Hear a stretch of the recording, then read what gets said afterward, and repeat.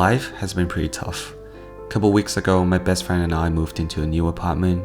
I started my own research on cancer drugs, and I also broke up with my girlfriend.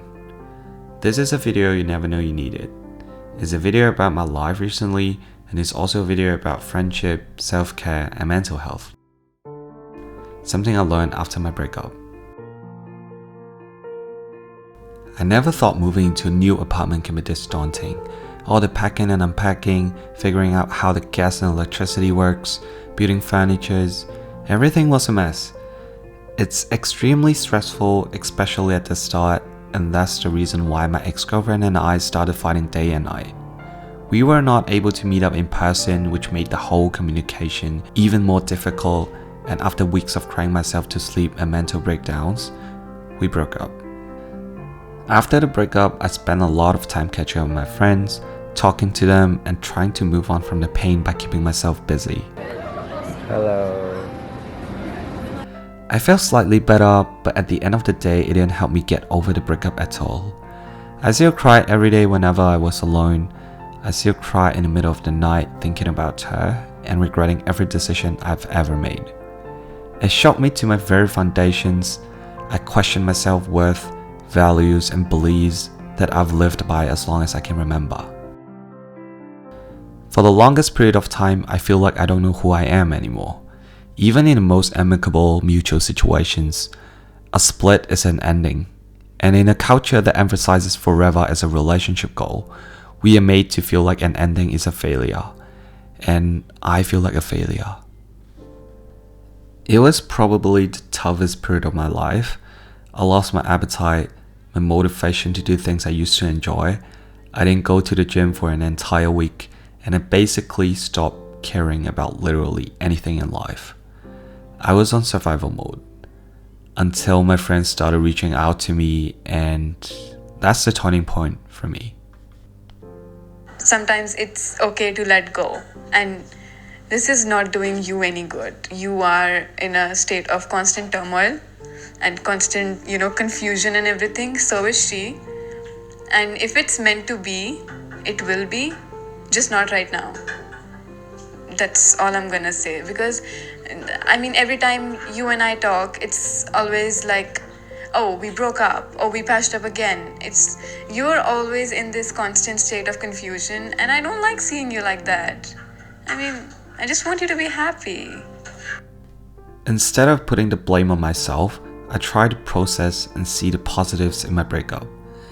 I took my time and thought about what I actually want in a relationship and what are some red flags I shouldn't have avoided in the first place. By coming to terms with what's happened and allowing myself to grieve and feel the sadness, I was finally able to heal. No matter the circumstances of the breakup, we have to accept that our feelings are valid, and processing them is a journey in itself.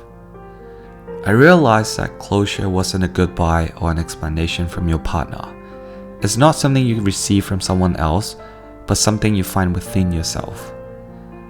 Slowly, I learned to take care of myself, focusing more on work, creating new friendships, developing new routines, and getting my life back on track. After all, the world is so much more than romantic relationships.